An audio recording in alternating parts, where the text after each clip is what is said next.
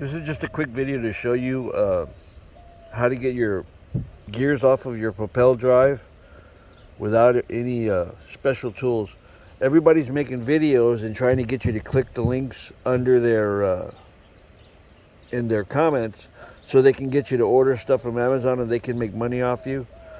I'm going to show you how to do it without having to spend any money.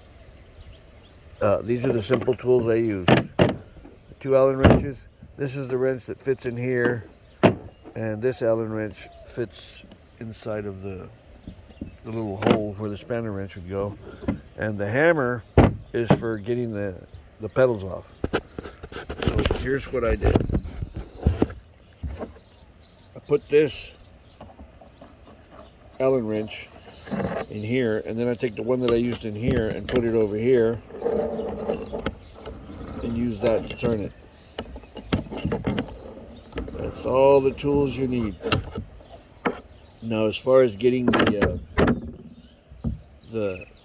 pedal off, you unscrew this maybe 3 or 4 turns and hold it by the pedal, and then just tap on it right here.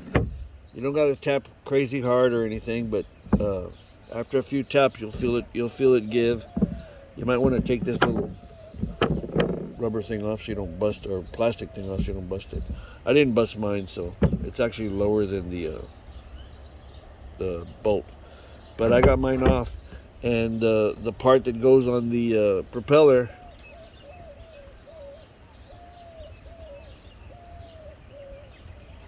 this is the reason I took mine apart, is because this is frozen. That bearing in there is frozen, so my propeller doesn't turn.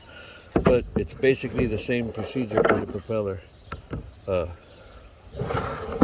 Put this in here, put this on here, and the propeller actually came off easier than the other one. That's probably why it was messed up.